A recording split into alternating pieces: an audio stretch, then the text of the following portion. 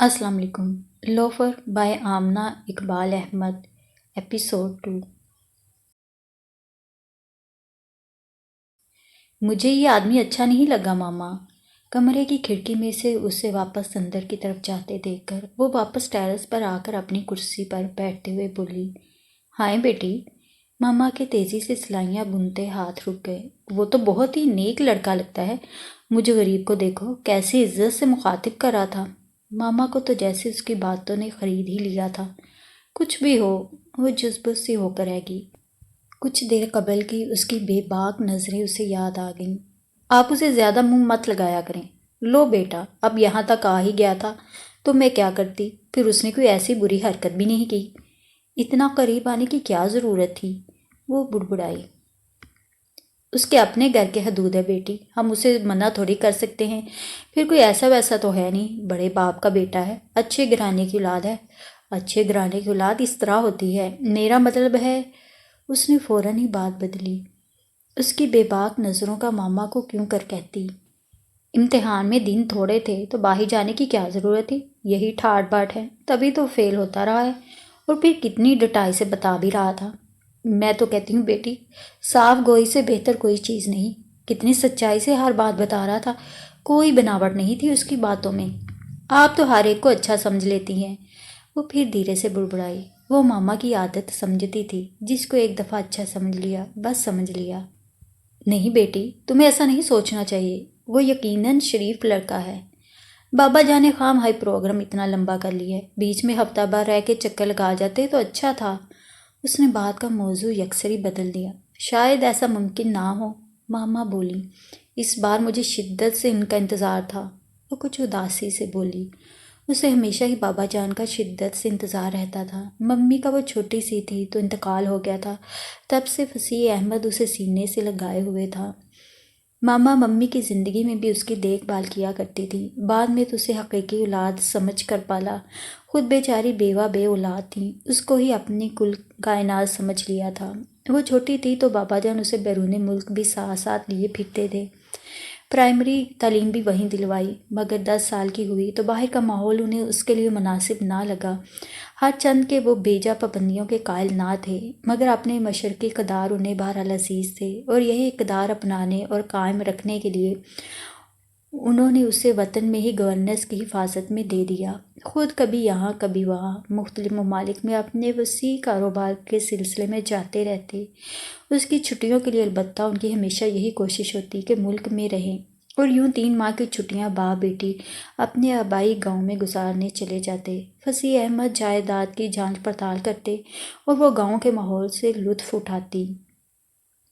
وقت گزرتا رہا، وہ اسکول سے کالج میں آ گئی، اور اب وہ BA کے آخری سال میں تھی۔ مہینہ 2 بعد سالانہ امتحان ہونے والے تھے، پھر وہ فارغ ہی فارغ تھی۔ ہمیشہ کی طرح اسے اس بار بھی گاؤں جانے کی جلدی تھی۔ سردی کی چھٹیاں وہ وہیں بابا جان کے ساتھ گزارا کرتی تھی۔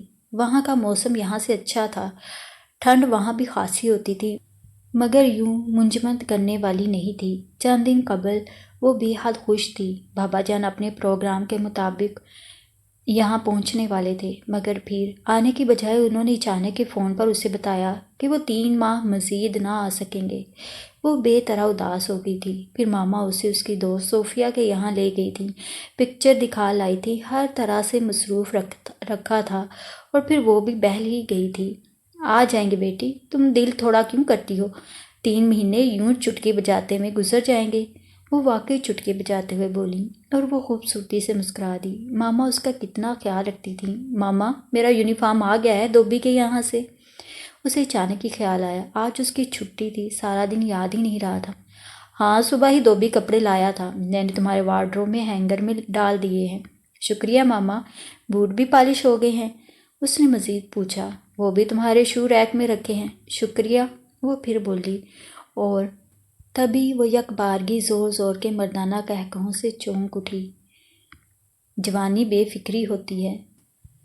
ماما لہجے میں شفقت لیے پیچھے مڑ کر قدیم کوٹھی کے سامنے والے بیڈ روم سے آتے قہقہوں کی سمت دیکھتے ہوئے زیر لب بولی، بچے ہیں، یہی ہنسنے کھیلنے کے دن ہیں۔ وہ واپس رخ پھیر کر سلائیاں بننے لگی۔ خاک بچے ہیں؟ وہ جانے کیوں ماما کی بے جا طرفداری برداشت نہ کر سکی۔ 6 فٹ کا قد اور ابھی بچہ ہے، وہ بڑبڑائی۔ اسے ٹیرس کے قریب آتے دیکھ کر اس کے قد اور شخصیت سے وہ واقعی مرعوب ہوئی تھی۔ اس نے اس کی آنکھوں میں دلیری سے دیکھا تھا تو وہ کچھ سہم سی بھی گئی تھی، مگر پھر وہ شادی کا ذکر کرنے لگا تھا تو کیسی بے باک نظروں سے اس کی آنکھوں میں دیکھا تھا۔ اسے پھر اس کی بے باک نگاہیں یاد آ گئیں۔ قد سے کیا ہوتا ہے بیٹی، یہ عمر ہوتی ہی ایسی ہے۔ اچھا ماما، آپ کہتی ہیں تو ہوتا ہوگا۔ اسے ماما کی ممتا کے آگے ہتھیار ڈالنے ہی پڑے۔ وہ سمجھ گئی تھی وہ ماما کو کم از کم اس آدمی کے بارے میں قائل نہ کر سکے گی۔ میں تھوڑا ہوم ورک کروں گی، صوفیہ سے فون پر بات بھی کرنی ہے۔ وہ کرسی پر ایک کھسکاتے ہوئے اٹھ کھڑی ہوئی اور ماما، کامران اور نعیم کے جاندار قہقہے سن سن کر ممتا نچھاور کرتی رہیں۔ 300 میل لمبا اور کچی سڑک والا راستہ طے کر کے اس کی جیپ کوٹھی کے اندر داخل ہوئی۔ آج پورے 4 دن کے دورے کے بعد وہ گھر پہنچا تھا۔ تمام کپڑوں اور بالوں پر دھول جمی ہوئی تھی۔ تھکا تھکایا سیدھا وہ اپنے کمرے کی طرف گیا۔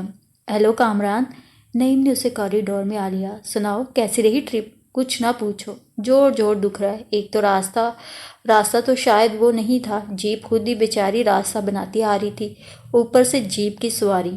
وہ ہاتھ میں پکڑا بریف کیس اور پستول الماری میں رکھتے ہوئے بولا، تمہارا قصور نہیں ہے، پکی مہین سڑکوں کے عادی ہو۔ ہو بہت ہوشیار، صاف کرنی کترا گئی۔ وہ ہنستے ہوئے باتھ روم کی طرف بڑھا۔ میں نے تو صاف کہہ دیا تھا، ایسی غیر رومانٹک جگہ جانا اپنے بس کا روگ نہیں ہے۔ نہا کر آتا ہوں، پھر باتیں ہوں گی۔ وہ ڈریسنگ روم سے ہوتا باتھ روم میں گھس گیا۔ گرما گرم پانی کا شاور لیا تو طبیعت خوش ہو گئی۔ بڑا سا تولیہ لپیٹ کر وہ ڈریسنگ روم میں آیا۔ گرم ڈھیلے ڈالے کپڑے پہنے، نرم اون کی گرم پل اوور پہنی، گرم جرابیں پہن کر چپل پہنے، تولیے سے سر اچھی طرح رگڑا اور کمرے میں آ گیا۔ نعیم پہلے سے اس کے بستر میں گھسا منتظر بیٹھا تھا۔ مسکراتے ہوئے کامران بھی پاؤں کی طرف سے گھس گیا۔ تبھی دروازے پر دستک ہوئی اور اجازت پاتے ہی بحرہ چائے کی ٹرے لیے اندر آیا۔ میز بستر کے قریب لاتے ہوئے بحرے نے وہیں برتن رکھ دیے اور خالی ٹرے لے کر واپس چلا گیا۔ تقریباً 50 میل پر سے میرا دل شدت سے چاہتا تھا کافی کا ایک گرم گرم کپ مل جائے۔ دیکھو کامران، میں نے تمہیں پہلے بھی کہا ہے، یہاں کافی کوکو کا ذکر مت کیا کرو، یہ پہاڑی لوگ ہیں، یہ نازک نازک چیزیں نہیں جانتے۔ نئی پیالی میں چائے انڈیلتے ہوئے حسب عادت گویا ہوا، میں آج ہی ساری چیزیں منگوا لوں گا اور پھر خود بنایا کروں گا۔ دوسرے کے ہاتھ کی بنی بھی کوئی کافی ہوتی ہے؟ کیوں نہیں ہوتی، سمینہ بڑی زوردار کافی بناتی ہے، وہ ڈٹائی سے بولا، اور اسے بھی میں نے سکھائی ہے، اسی لیے گھونٹ بھرتے ہی منہ کا ذائقہ کڑوا ہو جاتا ہے۔ اور کامران دھیرے سے ہنس دیا۔ میرا دل چاہتا ہے چیز پائی بناؤں، ڈھیر ساری چاکلیٹ بناؤں، سینڈوچز بناؤں اور مختلف قسم کے سلاد۔ یہ ارمان یہاں تو پورے ہونے سے رہے نہیں، خود کبھی کبھی ضرور کچھ پکایا کریں گے، کبھی کبھی کک کی چھٹی کروا دیا کریں گے، ورنہ پھر تو عجیب اجنبی سا ماحول لگا کرے گا۔ یہ کیا کہ اپنے کچن کے اندر بھی نہ جا سکو، اپنی مرضی سے کچھ کر ہی نہ سکو۔ مجھے تو معاف ہی رکھو، سوائے ہاسٹل میں سوجی کے حلوے کے اور میں نے کچھ نہیں سیکھا۔ ہاں، انڈے بھی بنانا جانتا ہوں۔ پھر جیسے اسے یاد آیا، یار تمہیں وہ امریکہ میں گرل فرینڈ کچھ نہیں بنا کر دیتی تھی، سب خود کرتے تھے۔ میری کون سی گرل فرینڈ تھی وہاں؟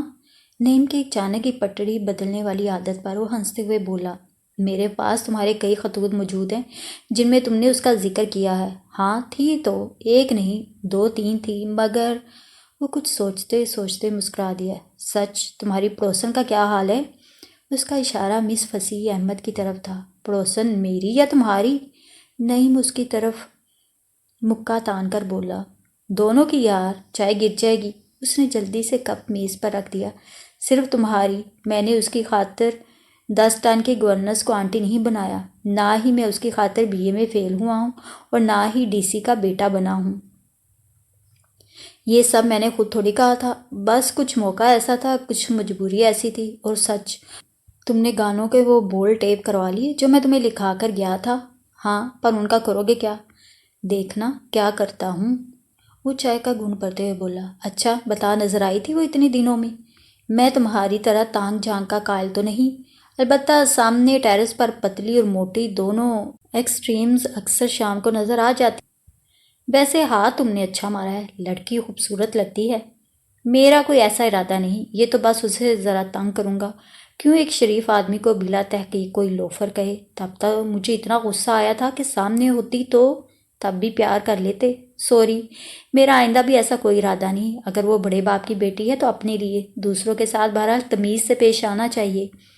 وہ خالی پیالی رکھ کر کمبل اپنے گرد لپیٹتے ہوئے سنجیدگی سے بولا، سنا ہے بہت اچھے لوگ ہیں۔ میں نے بھی سنا ہے مسٹر فصیح احمد بہت شریف، ملنسار اور نیک انسان ہے، لیکن اس سے کیا ہوتا ہے؟ باپ اچھا آدمی ہے تو بیٹی کیوں دوسروں کی بے عزتی کرتی پھرتی ہے؟ بھائی تم تو سنجیدہ ہو گئے ہو۔ نہیں خیر اتنا بھی نہیں، وہ مسکرایا، لیکن ہوں ضرور، میں اپنی بلا وجہ بے عزتی برداشت نہیں کر سکتا۔ میں تو کہتا ہوں اب اسے معافی کر دو۔ نعیم نے بھی خالی کپ واپس رکھ دیا۔ ابھی میں نے کیا کیا ہے؟ صرف تعارف ہی تو کروایا ہے اپنا۔ اچھا چھوڑ، یہ بتا کیا کیا کھا کر آئے ہو؟ دمبے دمبے اور دمبے، بس؟ تو آدھا دمبا چھپا کر ساتھ بھی لے آتے۔ آدھا تو نہیں، پورا ضرور ساتھ لایا ہوں۔ وہ کیوں؟ بس پیارا لگا تھا، دمبے کا بچہ ہے، معصوم سا، روئی کے گالوں کی طرح۔ دیکھو بات سنو، یہ پیار ادھر ادھر بیکار مت لٹاؤ، سامنے ہی مستحق بندہ رہتا ہے، اس کی نظر کر دو۔ دت تیرے کی۔ وہ سیدھا ہو کر بیٹھ گیا۔ اپنا دمبا مجھے اس سے 1000 درجے زیادہ پیارا ہے، انوسینٹ سا جانور۔ جانور تو وہ بے شک نہیں ہے، لیکن کیا وہ انوسینٹ بھی نہیں ہے؟ مجھے نہیں معلوم، وہ کونی کے بال دراز ہوتے ہوئے بولا، جبکہ وہ مانتا تھا کہ وہ بے حد معصوم تھی۔ یہیں سے مجھے معلوم ہو گیا کہ ضرور وہ معصوم ہے بھی تو کوئی فرق نہیں پڑتا، یعنی کہ تم ضرور اس سے بدلہ لو گے۔ ہاں، اس نے خوبصورت پلکوں کا اس بات میں جنبش دی۔ کل مجھے تمہاری آنٹی نے اشارے سے اپنے پاس بلایا تھا۔ نعیم اچانک بولا۔ تو وہ چونک کر متوجہ ہو گیا۔ پھر میں چلا گیا۔ پھر تمہارا پوچھ رہی تھی، اور دیکھ، اسے اچانک یاد آیا، تم نے انہیں اپنا نام نعیم بتایا ہے؟ کیوں؟ وہ زور سے ہنس دیا۔ چھوٹتے ہی 10 ٹن کی آنٹی نے کہا، بیٹا نعیم کہاں ہے؟ نعیم نے گورننس کے لہجے میں اس کی نقل اتاری۔ پھر تم نے کیا کہا؟ کامران گھبرایا سا لگنے لگا۔ گھبراؤ نہیں، میں سمجھ گیا تھا، یہاں بھی تم نے گل کھلایا ہے، میں نے کہہ دیا پشاور گیا ہے۔ اوہ، یہ اچھا کیا۔ کامران مطمئن ہو کر پھر لیٹ رہا۔ تمہاری اس کو بھی دیکھا؟ پھر وہی؟ کامران نے پاؤں مار کر اسے پرے دھکیل دیا۔ سنو تو، بہت خوبصورت ہے، تو میں کیا کروں؟ بس وہ لوفر والی بات دل سے نکال دو۔ تم کیوں سفارش کر رہے ہو؟ تمہارے لیے؟ میرا اور کیا مقصد ہو سکتا ہے؟ میرے لیے کیوں؟ تو کیا تمہیں کسی لڑکی کی ضرورت نہیں؟ فار گاڈ سیک، اتنا عرصہ کیا میرے ساتھ لڑکیاں رہی ہیں؟ لیکن اب تو ہونی چاہیے نا؟ کیوں آخر؟ بھئی شادی کا بھی تو سوچنا ہے نا تمہیں۔ اوہ، تو تمہیں یہ فکر تھی؟ اور کیا؟ کوئی اور ڈھونڈ دو، وہ لجاجت سے بولا۔ جب سامنے مل رہی ہے تو دور جانے سے فائدہ؟ مجھے نہیں چاہیے یہ۔ کیا برائی ہے اس میں؟ تمہیں معلوم ہے، اس کے باوجود وہ کیا تمہیں متاثر نہیں کر سکی؟ بالکل نہیں، ول پاور ہونی چاہیے۔ میں تو اسے تمہارے لیے پسند کر کے آ بھی گیا۔ کیا مطلب؟ وہ برہم نظر آنے لگا۔ نعیم سے کچھ بھی بعید نہیں تھا، دل ہی دل میں یار۔ وہ آرام سے بولا، تم ضرور کسی دن گڑبڑ کرو گے۔ اسے اب بھی یقین نہیں آ رہا تھا۔ میں کچھ نہیں کروں گا۔ اسے کامران کی ہٹ درمی اچھی نہ لگی، خواہ ایک چھوٹی سی بات کو طول دیے جا رہا تھا۔ تمہاری ول پاور ہونی چاہیے؟ اس کے لہجے میں خواہ طنز سا مل گیا۔ میری ول پاور اپنی جگہ ہے، لیکن تم کیوں ناراض ہو رہے ہو؟ ناراض نہیں ہوں، لیکن میں دوسری بھی نہیں ڈھونڈ سکتا، میں خود ڈھونڈ لوں گا۔ اسی کو؟ وہ پھر حسب عادت بول پڑا۔ کامران نے مسکراتے ہوئے سر نفی میں ہلا دیا۔ آج ساری دوپہر کی زبردست محنت مشقت کے بعد وہ واقعی بہت لذیذ چیز پائی بنانے میں کامیاب ہو گیا تھا۔ یہ اس کی پسندیدہ ترین ڈشز میں سے ایک تھی۔ گیس کے چولہے پر مزیدار سی چائے بن چکی تھی۔ ٹرے میں برتن لگا دیے؟ اس نے پیچھے مڑتے ہوئے نعیم سے پوچھا۔ لگا دیے۔ وہ چائے کے چمچ ٹرے میں رکھتے ہوئے منہ پھلائے پھلائے بولا۔ آؤ یہ چائے بھی رکھ لو۔ کامران کیتلی سے چائے دانی میں انڈیلتے ہوئے بولا۔ میں اوون سے پائی نکالتا ہوں۔ وہ اوون کی طرف جھکا۔ اس نے چائے دانی اٹھا کر ٹرے میں رکھ دی۔ اوپر سے کور کر دو۔ اسی طرح جھکے جھکے اس نے ہاتھ بڑھا کر ٹیکوزی اٹھاتے ہوئے اس کی طرف اچھالی۔ کور کر دیا ہے۔ وہ مزید ناراضگی سے بولا۔ اب تو منہ ٹھیک کر لو، پائی اچھی بن گئی ہے۔ وہ گرما گرم سنہری پائی ڈش میں اٹھائے ٹرے کی طرف بڑھا۔ میں کہتا ہوں یہ سب کک نہیں بنا سکتا تھا، ساری دوپہر غارت کر دی، ضروری خط لکھنا تھا۔ وہ بڑبڑایا۔ کک یہ پائی بنانا نہیں جانتا تھا، میں نے پوچھا تھا اس سے، اور دوپہر کیا خط لکھنے کے لیے ہوتی ہے؟ کامران ٹرے دونوں ہاتھوں میں اٹھائے ہوئے دروازے کی طرف بڑھا۔ تم تو ہو ہی کورے، دوپہر کو جس کون سے خط لکھا جا سکتا ہے وہ کسی اور وقت میں ممکن نہیں ہوتا۔ نعیم اس کے لیے دروازہ کھولتے ہوئے اس کے ساتھ ساتھ چلا آیا۔ یہ اتنے گہرے سکون کی ضرورت کیوں پیش آ گئی؟ بس آ گئی۔ وہ ہنس دیا۔ مجھے معلوم ہے سمینا کو لکھتے رہتے ہو۔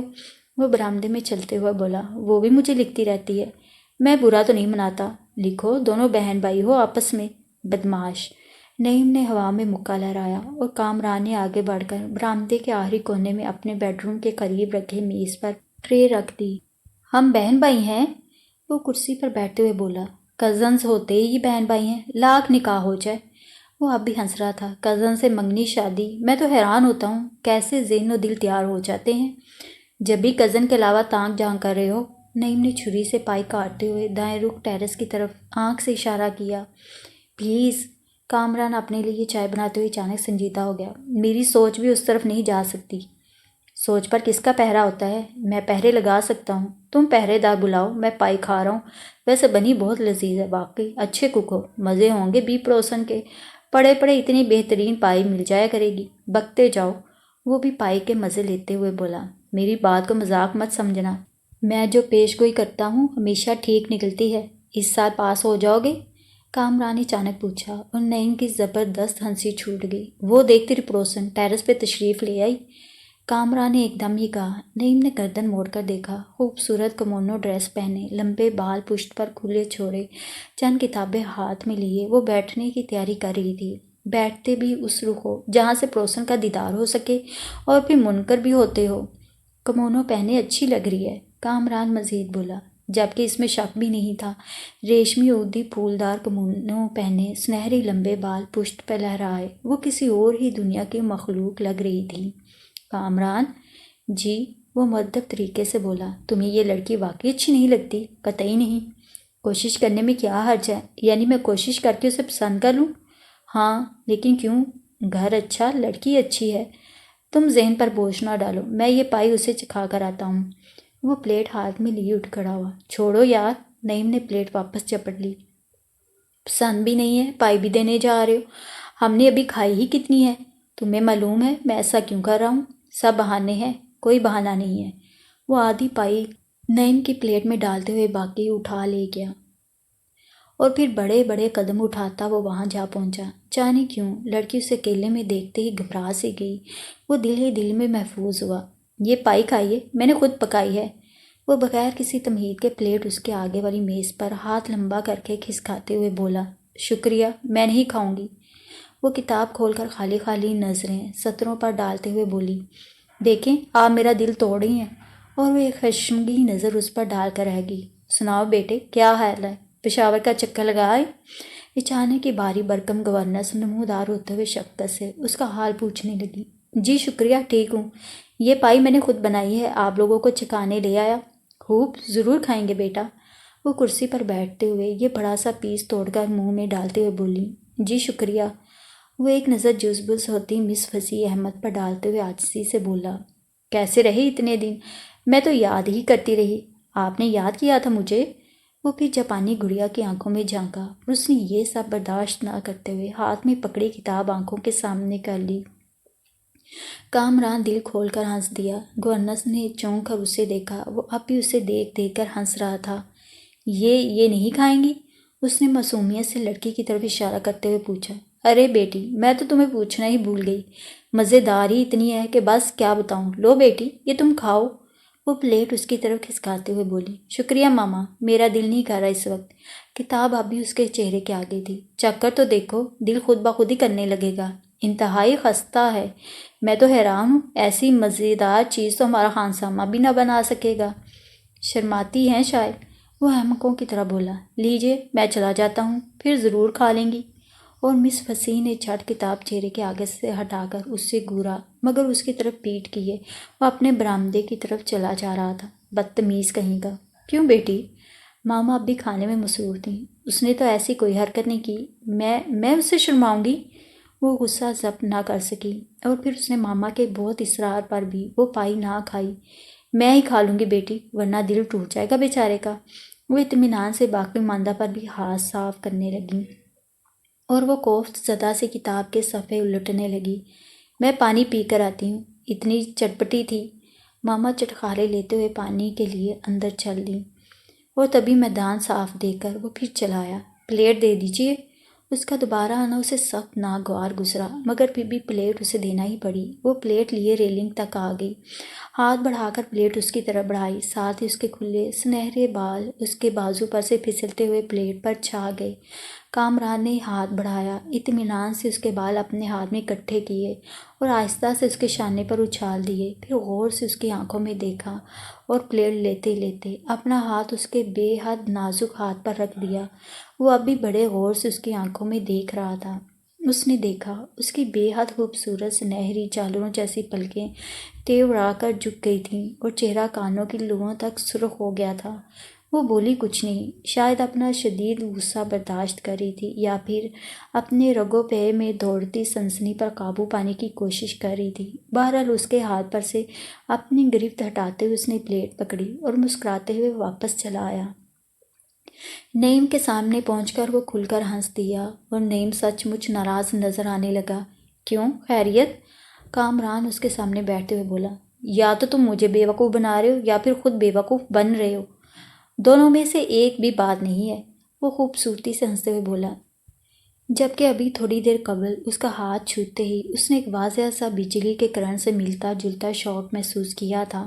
لیکن مثبت اور منفی یکجا ہوں گے تو شوق تو پیدا ہوگا ہی۔ اس نے فوراً خیال جھٹکا، ہے اور ضرور ہے۔ وہ پورے وثوق سے بولا۔ اچھا کھلائے پائی؟ نہیں، کیوں؟ ناراض ہے تو منا لو، میں ایسے کام نہیں کیا کرتا۔ تمہاری آنٹی پھولوں کی وزن والی نے کچھ کھایا؟ کچھ؟ اس نے تو پوری پلیٹ صاف کر دی ہے۔ لا حول ولا، میں کیا نہیں کھا سکتا تھا جو تم نے ساری پلیٹ اس کے آگے رکھ دی جا کر؟ اس کا دل واقعی ابھی سیر نہیں ہوا تھا، پھر اتنی محنت لگ کی تھی، اس کے آگے تھوڑی رکھی تھی، پھر کس کے آگے رکھی تھی؟ وہ مزید غصے میں بولا، جاپانی گڑیا کے۔ کیا؟ ہاں، وہ آرام سے بولا، اب کچھ کہوں گا تو پھر مکرنے لگو گے۔ نہیں مکروں گا، جاپانی گڑیا پر دل آ گیا نا؟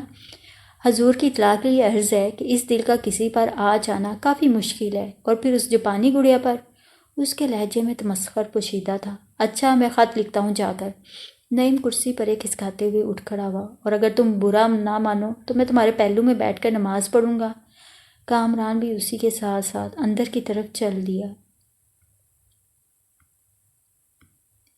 آج پھر بادل گر آئے تھے، سیاہ بادل کسی مست خرام کی طرح ایک دوسرے کو رونتے، ایک دوسرے پر سبقت لے جانے کی کوشش کرتے، پورے آکاش کو گھیرے میں لیے ہوئے تھے۔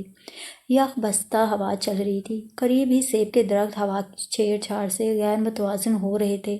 سرخی مائل سیب اس وقت بھی جھولے جھول رہے تھے۔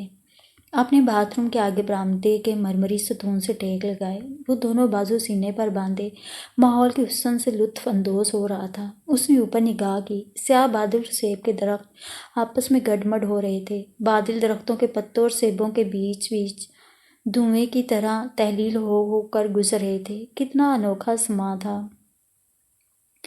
وہ دھیرے دھیرے چلتا برآمدے کی سیڑھیاں اترنے لگا، پھر اس کی نظر دائیں طرف پڑی۔ مس فصیح احمد بھی اسکارلٹ ریڈ گرم سوٹ پہنے، اسی کا ہم رنگ دوپٹہ کندھوں پر ڈالے، بال اب بھی کھلے چھوڑے ہم رنگ چوڑے سے بینڈ سے سنبھالا دیے، ریلنگ کے سہارے کھڑی گنگور گھٹاؤں میں جانے کیا تلاش کر رہی تھی۔ اسے دیکھتے ہی کامران کے لبوں پر دل نشیں مسکراہٹ بکھر گئی۔ آگے بڑھ کر وہ سیبوں والی ڈھلان پر چڑھ گیا، تھوڑی دیر یوں ہی کھڑا ارد گرد دیکھتا رہا۔ اسے ماننا پڑ رہا تھا کہ جب سے وہ آیا تھا، ہر روز اور ہر لمحہ موسم اور اطراف اس قدر حسین ہوتے تھے کہ کبھی اسے یکسانیت یا بوریت کا احساس نہ ہوا تھا۔ آگے بڑھ کر اس نے ایک بڑا سا سیب توڑ لیا، ہاتھوں میں مل کر صاف کیا اور بڑا سا ٹکڑا دانتوں سے کاٹ کر کھانے لگا۔ باغ کے سیب اگرچہ پوری طرح بھی پکے نہیں تھے، مگر پھر بھی بہت خوش ذائقہ تھے۔ اس نے پھر ادھر دیکھا، مس فصیح احمد ندی کی طرف رخ کیے ماحول کے سحر میں یوں کھوئی تھی کہ گرد و پیش کا احساس تک نہ رہا تھا۔ تبھی اس کی آنکھیں شرارت سے چمک اٹھیں، ہونٹوں پر شوق ہنسی مچلنے لگی۔ اس نے ایک اور بڑا سا سیب توڑا، اچھی طرح نشانہ لیا اور تا کر مس فصیح احمد کی کمر میں دے مارا۔ اگرچہ اسے یہ احساس پورا تھا کہ سیب بہت بڑا، اس کی کمر بہت نازک اور وار کافی بھاری تھا، اس اچانک حملے پر وہ اپنی چیخ روک نہ سکی۔ وار بھی اچانک تھا اور چوٹ بھی یقیناً آئی تھی۔ اس نے مڑ کر دیکھا جہاں سے وار کیا گیا تھا۔ کھائیے نا۔ اپنا سیب پھر دانتوں سے توڑتے ہوئے اس نے اس کی طرف پھینکتے ہوئے سیب کی طرف اشارہ کرتے ہوئے ڈٹائی سے کہا، بدتمیز۔ وہ تکلیف سے تڑپتے ہوئے غصے سے چیخی، اور کامران کو پہلی بار احساس ہوا اس کا نہیں کہ اسے سیب مارنا اخلاق کے منافی تھا، بلکہ اس کا کہ صنف نازک کے لیے یہ مار کافی تکلیف دہ تھی، خاص کر اس چھوٹی سی نازک سی کانچ ایسے بدن والی لڑکی کے لیے۔ وہ پہاڑی سے واپس اترتے ہوئے اس کی طرف چل پڑا۔ جی کیا فرمایا آپ نے؟ پاس جا کر اس نے مسکین سی شکل بنا کر پوچھا۔ آپ سخت بدتمیز ہیں، لوفر ہیں۔ اس کی شربتی آنکھیں چوٹ کی تکلیف سے جل ملائی ہوئی تھیں، مگر آواز میں قہرمانی تناؤ تھا۔ بجا فرمایا آپ نے۔ وہ گردن کھجاتے ہوئے اس کے ڈبڈبائی آنکھوں میں تکتے ہوئے بولا۔ آپ چلے جائیں یہاں سے۔ وہ آپے سے باہر ہی تو ہو گئی، اور ساتھ ہی آنسو لڑک کر اس کے چکنے گلابی گالوں پر آ رہے۔ اور اگر میں نہ جاؤں تو؟ اس نے اس عجب انداز سے اس کی آنکھوں میں دیکھا کہ وہ پلکیں گراتی اٹھاتی رہ گئی، اور کامران کو آج پہلی بار اس پر ترس آیا۔ اس کی ڈٹائی سے لاجواب ہو کر وہ مڑی اور 2 قدم آگے چل کر سیڑھیاں اترتی ندی میں اتر گئی۔ اسے اپنے رویے پر ندامت سی ہوئی۔ اپنا سیب اب بھی اس کے ہاتھوں میں تھا۔ وہ آگے چل پڑا، پھر جانے کیسے خود بخود ہی اس کے قدم ندی میں اترتی سیڑھیوں پر چل پڑے۔ آپ یہاں کیوں آئے ہیں؟ اسے وہاں دیکھ کر ایک پل کو وہ واقعی ہراساں نظر آنے لگی تھی۔ کیا پتہ؟ وہ عجب بے چارگی سے بولا۔ آپ چاہتے کیا ہیں؟ وہ سنبھلتے ہوئے پوچھنے لگی۔ مزید کمزوری کا مظاہرہ کرنا اسے اچھا نہ لگا۔ میں کچھ نہیں۔ سیب کھائیں گی؟ وہ اسی سیب سے پھر دانتوں سے کاٹ کر باقی اسے پیش کرتے ہوئے بولا، اور وہ چہرے پر آئے بال ہاتھ سے ہٹاتے ہوئے گہری سانس لے کر رہ گئی۔ آپ کے ہاتھ بہت خوبصورت ہیں، وہ اچانک بولا، اور اسے وہاں سے بھی جانا پڑ گیا۔ میں آپ کے فادر سے آپ کی شکایت کر دوں گی۔ اپنی طرف کی سیڑھیوں پر قدم بڑھاتے ہوئے وہ سنجیدگی سے بولی، پلیز آئندہ ایسا نہیں ہوگا۔ جو ہو چکا ہے وہ کافی سے زیادہ ہے۔ وہ رخ موڑے بغیر آگے بڑھتی گئی۔ آپ میری شکایت نہیں کریں گی؟ اس نے نیچے سے آواز دی۔ ضرور، اور ضرور کروں گی، آخری سیڑھی پر پہنچتے ہوئے اس نے کہا، اور آگے چل پڑی۔ اس نے باقی بچا سے پانی میں پھینک دیا۔ چند لمحے دور تک اسے پانی میں لڑکتے جاتے دیکھتا رہا، پھر واپس مڑا، اپنی سیڑھیاں چڑھا، ایک نظر ٹیرس پر دیکھا۔ مس فصیح احمد اندر جا چکی تھی۔ دونوں ہاتھوں کی انگلیاں نادانستگی میں آپس میں الجھا تھا۔ وہ سوچوں میں گم دھیرے دھیرے قدم اٹھا رہا تھا۔ کبھی خوبصورت چہرے پر سنجیدگی چھا جاتی، اور کبھی خود بخود ہی دلکش ہونٹوں پر مدھر سی مسکراہٹ ابھر آتی۔ بدتمیز۔ اپنے بیڈ روم میں قدم رکھتے ہی اس کے بستر میں گھسے نعیم نے زوردار خیر مقدم کیا۔ اوہ، تو تم چوکی داری میں مصروف تھے؟ وہ کوٹ اتار کر صوفے پر پھینکتے ہوئے بولا۔ کب آئے؟ عین بدتمیز کے وقت۔ تم سے کیا خطا سرزد ہوئی تھی یہ نہ دیکھ سکا؟ ابھی بتاتا ہوں آ کر۔ وہ ہنستے ہوئے کپڑے بدلنے ڈریسنگ روم میں گھس گیا، اور پھر فارغ ہوتے ہی 2 منٹ میں وہ نعیم کے سامنے بیٹھا تھا۔ ہاں تو سناؤ۔ گرم کافی کا کپ اس کی طرف بڑھاتے ہوئے نعیم بولا، اور کامران نے گہری سانس لی۔ سیب مارا تھا کمر میں تاک کر۔ خدا کے لیے کامران، مذاق اس طرح کیا جاتا ہے؟ وہ اپنا کپ وہیں چھوڑتا ناراض نظروں سے اسے دیکھنے لگا۔ میں مذاق تھوڑی کر رہا ہوں، میں تو اسے اپنا بدلہ لے رہا ہوں۔ وہ جاندار قہقہ لگاتے ہوئے بولا۔ پھر؟ اس نے انہی الفاظ سے نوازا ہوگا۔ ہاں، ویسے ڈھیٹ خاصے ہو گئے ہو۔ واقعی عام حالات میں ان الفاظ کا متحمل نہیں ہو سکتا تھا۔ نعیم اسے معنی خیز نظروں سے دیکھنے لگا۔ اور پھر رونے لگی تھی؟ وہ مزید ہنستے ہوئے بتانے لگا۔ کہیں ایسی ویسی جگہ لگ جاتا اور لمبی پڑ جاتی تو؟ چھوڑو یار، بلی کی سانس پائی ہے، ایسی آسانی سے مرنے والی نہیں۔ ساتھ ہی اسے جانے کیوں اس کا بے حد نازک بدن اور آنسوؤں سے ڈبڈبائی شربتی آنکھیں یاد آئیں۔ اچھا پھر؟ وہ پانی میں اتر گئی۔ میں بھی اتر گیا۔ تمہیں جانے کب شرم آئے گی؟ اتنی تنگ سی ندی میں اس کے ساتھ اترتے ہوئے تمہیں شرم نہ آئی؟ بالکل نہیں، ویسے ہی وہ واقعی گھبرا گئی تھی مجھے وہاں دیکھ کر۔ جگہ بھی بالکل تنگ سی ہے نا، ایک طرف پہاڑی ہے، باقی 2 طرف کوٹھیاں ہیں اونچی اونچی۔ بس اب تفصیل رہنے دو، جگہ میں نے دیکھی ہے، آگے بتاؤ۔ میں نے اس کے ہاتھوں کی تعریف کر دی؟ دل سے؟ نہیں تو کیا اس کے ہاتھ قابل تعریف نہیں ہیں؟ نعیم نے اچانک پوچھا۔ کچھ کہہ نہیں سکتا، اس نے خالص جھوٹ بولا۔ اس کے ہاتھوں سے متاثر ہو کر ہی اس نے اس کی تعریف کی تھی۔ کیوں؟ اس لیے کہ میں نے انہیں اس نظر سے نہیں دیکھا تھا۔ اس نے ابھی غلط بیانی سے کام لیا۔ اچھا پھر؟ خوش ہوئی سن کر؟ ارے کہاں، وہ تو دھمکی دیتی ہوئی اپنی سیڑھیاں چڑھ گئی، مثلاً کہ وہ میری شکایت کر دے گی۔ اس نے مسکراتے ہوئے خالی کپ میز پر رکھا۔ کس سے؟ نعیم بھی کھل کر ہنس دیا۔ میرے فادر سے۔ اور نعیم کہہ کے لگا لگا کر ہنسنے لگا۔ یعنی تمہارے باپ سے؟ ہاں، جو یہاں کا ڈی سی ہے، یقیناً۔ اور پھر دیر تک ان کے جاندار کہہ کے در و دیوار سے ٹکراتے رہے۔ رات ہی وہ 2 دن کے دورے کے بعد گھر پہنچا تھا۔ آج آفس کے وقت پر ہی چھٹی ہو گئی تھی۔ کھانا کھاتے ہی باوجود نعیم کے چھیڑ چھاڑ کے وہ اسے کمرے سے نکال باہر کر کے لیٹ رہا۔ رات اس نے مقامی ٹھیکیدار کے یہاں ڈنر پر بھی جانا تھا۔ واپسی یقیناً دیر سے ہونی تھی۔ وہ کل کا خاصا تھکا ہوا تھا۔ تھوڑی دیر سو کر آرام کر لینا ضروری سمجھا اور پھر 2:30 کا سویا۔ وہ 5 بجے ہی اٹھا تھا۔ طبیعت خاصی ہلکی معلوم ہو رہی تھی۔ منہ ہاتھ دھو کر اس نے کمرے میں ہی نعیم کے ساتھ چائے پی۔ پھر اٹھ کر الماری سے وہ تصویریں نکالیں جو آج ہی دھل کر آئی تھیں، اور جن میں وہ تصویریں بھی تھیں جو اس کے یہاں چارج لینے کے دنوں میں کھینچی گئی تھیں۔ نعیم نے دیکھ کر خاصی تنقید آرائی کے بعد اسے واپس دیں۔ پھر تصویریں واپس رکھتے رکھتے کامران کی نظر اپنی پستول پر گئی۔ اٹھا کر کچھ دیر ہاتھ میں لیے الٹ پلٹ کرتا رہا۔ پھر اچانک ہی اس کی آنکھیں شرارت سے چمک اٹھیں، ہونٹوں پر شوخ مسکراہٹ ابھر آئی۔ آؤ اپنا نشانہ آزمائیں، وہ اچانک بولا۔ چلو، نعیم ٹانگوں پر سے کمبل پرے ہٹاتے ہوئے بولا۔ اسے بھی کھیل دلچسپ معلوم ہوا۔ دونوں کوریڈور میں نکل آئے۔ کامران نے قدم اندرونی مرمری برآمدے میں کھلنے والے دروازے کی طرف بڑھائے۔ اس طرف نہیں، مس فصیح احمد اس کی گورنرز ٹیرس پر بیٹھی ہوں گی۔ نعیم مخالف رخ کی طرف ہو لیا۔ نہیں، اسی طرف ہوگا۔ کامران کا تو مقصد ہی یہی تھا، فیصلہ کن آواز میں بولا۔ بھئی ایٹیکیٹ بھی کوئی چیز ہے؟ نعیم کسی طرح تیار نہیں تھا۔ اس نام کی ہر چیز میں شروع دن سے اس ندی میں پھینک آیا ہوں۔ وہ ندی کے رخ اشارہ کرتے ہوئے بولا۔ نہیں کامران، تنگ کرنے کی بھی آخر حد ہوتی ہے۔ لیڈیز لیڈیز ہوتی، میں ایسا نہیں کروں گا۔ تمہیں کرنا پڑے گا۔ اسے ہاتھ سے پکڑ کر کھینچتے ہوئے وہ بولا۔ Please Kamran, please. اور ساتھ ہی وہ نعیم کو کھینچتا ہوا دروازے سے باہر لے گیا۔ تھوڑی دیر برآمدے میں کھڑا نظروں ہی نظروں میں جگہ پسند کرتا رہا۔ پھر خوبصورت آنکھیں چمکنے لگیں۔ وہاں ٹھیک رہے گا۔ ٹیرس سے قریب ترین ندی کی اوپر والی جگہ کی طرف اشارہ کرتے اس نے کہا۔ ہرگز نہیں۔ نعیم پھر بدکا۔ ان لوگوں کے اتنے قریب؟ آخر اخلاق بھی کوئی چیز ہے۔ وہ دیکھ رہا تھا کامران عین اس جگہ کا نشانہ لینے جا رہا تھا جہاں سے صرف 2-3 فٹ کی اونچائی پر مس فصیح احمد اور اس کی گورنرز اطمینان سے بیٹھی باتوں میں مصروف تھیں۔ تم کیوں شرمندہ ہوتے ہو؟ الزام تو ویسے بھی مجھے ہی دیا جائے گا۔ لوفر تو میں ہی ہوں، وہ ہنستے ہوئے بولا۔ پھر تم ہی کرو، میں تماشا دیکھوں گا، وہ مرمری ستون کی اوٹ میں ہوتے ہوئے بولا۔ ٹھیک ہے۔ وہ مصالحت پر اتر آیا۔ کامران نے نشانہ لیا اچھی طرح، اور پھر اچانک ہی زور سے ان لوگوں کے بالکل قریب سے ٹھا کی آواز آئی۔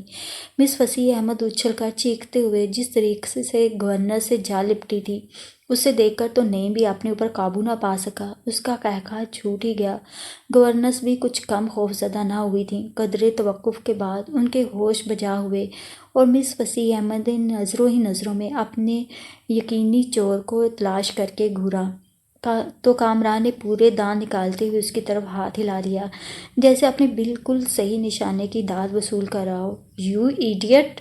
وہ مزید برداشت نہ کر سکی۔ اسے 100% یقین تھا یہ اس نے محض اس کو تنگ کرنے کے لیے کیا تھا۔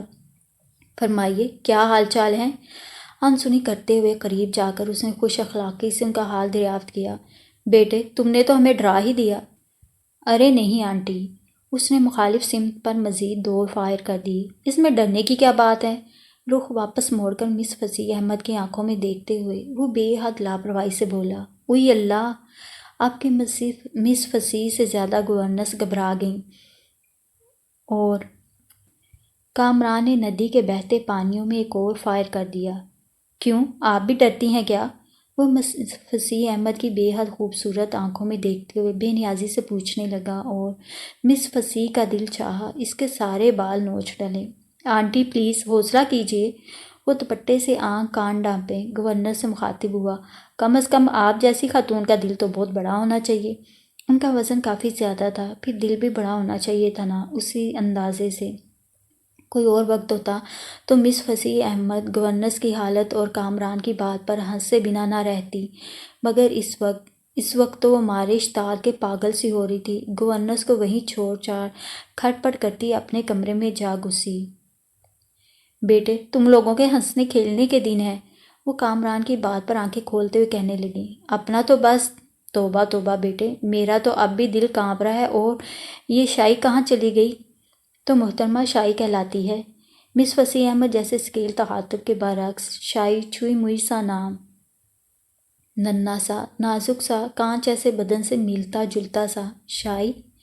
ہاں بیٹے، شائستہ نام ہے، پر ہمارے صاحب لاڑ سے شائی کہہ کر پکارتے ہیں، گورنس نے وضاحت کر دی۔ بہت مناسب نام رکھا ہے انہوں نے۔ آپ انہیں گلوکوز چکن سوپ لائیے گا، خون کافی خشک ہوا ہوگا، تعویذ بھی کرائیے گا کسی اچھے بزرگ سے۔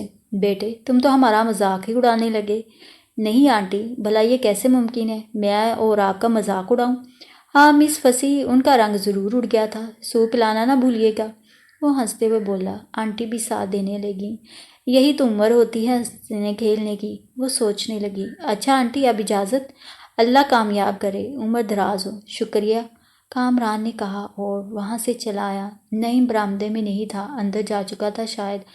آج شکایت یقینی ہے، کمرے میں قدم رکھتے ہی نعیم کی شکل دیکھ کر وہ بولا، اور نعیم کی ہنسی جو قدرے کم ہونے والی تھی، اسے دیکھتے ہی فلک شگاف قہقہوں میں بدل گئی۔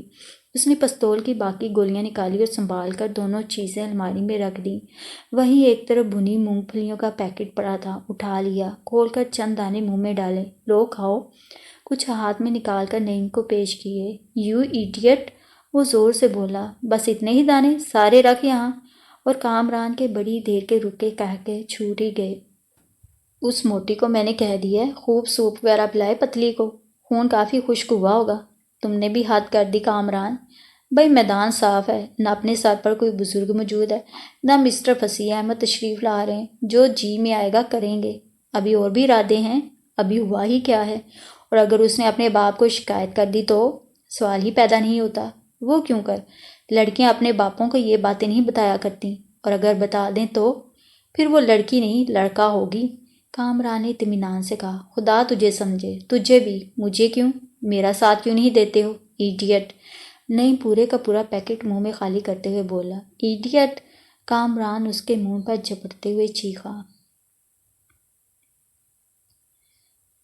صاحب آپ کا فون ہے، آفس پہنچتے ہی اسے اپنے اسٹینو نے بتایا۔ ہیلو ڈی سی صاحب ہیں؟ ایک بے حد نازک نسوانی آواز اس کی سماعت سے ٹکرائی۔ یہ مس فصیح احمد ہے، چھٹی حس نے اسے بتایا۔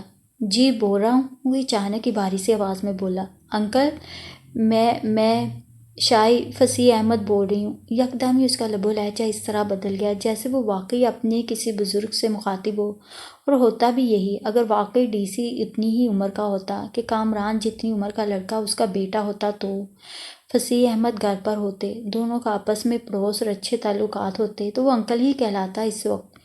اوہ اچھا اچھا، وہ بھی انکل ہی بن گیا، موٹی سی آواز میں سر ہلا ہلا کر بولا۔ انکل وہ دراصل، ہاں ہاں بتائیے بتائیے، وہ ہنسی ضبط کرتے ہوئے پوچھنے لگا۔ وہ انکل، وہ پھر جھجک کر خاموش ہو گئی۔ بیٹے کیا بات ہے، بے تکلف بتا دیں، اس نے حوصلہ دیا۔ وہ انکل، آپ برا تو نہیں مانیں گے؟ اوہ ہرگز نہیں، بالکل نہیں، وہ سمجھ گیا وہ کیا کہنے والی تھی۔ وہ آپ کا بیٹا تنگ کرتا ہے انکل، آئی ایم سوری، آپ کو سن کر تکلیف ہوگی، لیکن وہ بہت دنوں سے تنگ کر رہا ہے۔ میں ہر بار چپ کر گئی، مگر اب سوچا آپ کو بتا دوں، آپ ضرور میری مدد کریں گے، خاص کر ایسے وقت جب بابا جان بھی گھر پر نہیں ہیں۔ خبیث کہیں کا، نالائق، آج میں اس کی وہ خبر لوں گا کہ یاد رکھے گا، نااہل، پڑوس میں ایسی حرکتیں شرم نہ آئی اسے۔ بس بیٹے آپ فکر نہیں کریں، چمڑی ادھیڑ کے رکھ دوں گا، مجھے افسوس ہے بیٹے، مجھے I am really very sorry uncle, میں آپ کو نہ ہی بتاتی تو اچھا تھا، اتنا اچھا باپ اور اتنا برا بیٹا، آپ نے بہت اچھا کیا بتا دیا، بھلا کیسے نہ بتاتی، کوئی بھی بات ہو بے تکلف بتا دیا کریں۔ فصیح احمد صاحب یہاں نہیں ہے تو یہ نہ سمجھے کہ آپ اکیلی ہیں، کسی قسم کی فکر نہ کریں۔ So nice of you uncle, thank you uncle, اور کوئی خدمت بیٹے؟ شکریہ انکل، میرے ذہن پر بڑا بوجھ تھا، آپ سے باتیں ہوئی ہلکا ہو گیا، کل بابا جان سے فون پر بھی آپ کی باتیں ہوئی؟ بھلا کیا بیٹے؟ بس یوں ہی انکل، بابا جان پوچھتے تھے ہم نے آپ کی دعوت کی یا نہیں، دراصل وہ جب یہاں ہوتے ہیں تو خود ہی ڈی سی صاحب کو اپنے یہاں انوائٹ کرتے ہیں۔ اچھا اچھا، پھر پوچھتے تھے کیسے؟ میں نے کہا اچھے ہیں۔ آپ کو بھلا کیسے معلوم ہوا بیٹے کہ ہم اچھے ہیں؟ او انکل، آپ ضرور اچھے ہیں، لوگوں سے جیسا سنا تھا اس سے کہیں بڑھ کر اچھے ہیں آپ۔ دنوں بعد اسے کسی مشفق ہستی سے باتیں کرنے کا موقع ملا تھا۔ بابا جان کی غیر موجودگی کا رد عمل تھا شاید کہ وہ کسی بزرگ کی مشفقانہ گفتگو سن کر نہال ہوئی جا رہی تھی۔ او شکریہ بیٹے۔ اچھا انکل، خدا حافظ۔ خدا حافظ۔ اس نے فون بند کر دیا۔ ادھر ادھر دیکھا، کوئی بھی نہیں تھا۔ قدرے کھنکار کر وہ سنبھلا اور اپنے سامنے کھلے فائل پر جھکایا۔ آداب انکل، نعیم بالکل پیچھے سے اس کے کان میں بولا اور کامران جیسے اچھل کر رہ گیا۔ تو تم ہو؟ اس نے گہری سانس لی۔ جی انکل، اور سب کچھ سن بھی لیا؟ جی بالکل انکل۔ اس طرف کی گفتگو بھی؟ ضرور انکل۔ تو پھر بیٹھو انکل۔ اس نے سامنے کی کرسی کی طرف اشارہ کیا، مگر نعیم بیٹھنے کے بجائے ہونکوں کی طرح منہ اٹھا کر ایسا قہقہ لگا بیٹھا کہ کامران سے بھی مزید ضبط نہ ہو سکا۔ اور پھر وہ کہہ کے گونجے، وہ کہہ کے کہ پاس والے کمرے میں سٹینو چپڑاسی تک چونک اٹھے۔ ویسے محو تھے بالکل۔ کامران خاموشی سے ہنس دیا۔ میری موجودگی کا احساس تک نہ ہوا، جبکہ بالکل کان لگا کر میں یہ سب سن رہا تھا۔ وہ پھر ہنس دیا۔ اور تجھے شرم نہ آئی؟ کیوں؟ اسے بیٹی بیٹی کہہ رہے تھے۔ اگر غور کیا ہوتا تم نے تو میں نے بیٹی نہیں بیٹے کہا تھا۔ یعنی نکاح ٹوٹنے کا امکان نہیں؟ بالکل نہیں۔ تو یہ بات ہے؟ نعیم شرارت سے بولا۔ پھر شروع ہو گئے؟ شروع کیا ہوگا، بالکل ایسا ہی۔ یعنی آج کل تم یقیناً اسے پسند کرنے لگے ہو۔ ایسا دن نہیں آئے گا، تم فکر نہ کرو۔ اور سدھارو یونیورسٹی؟ ہاں وہی تو بتانے آیا تھا، آج میں دیر سے آؤں گا۔ کیوں جناب؟ ضروری نوٹس لکھنے ہیں۔ اوکے، خدا حافظ انکل۔ وہ چلتے چلتے گویا ہوا۔ خدا حافظ، اس نے بھی ہنستے ہوئے کہا۔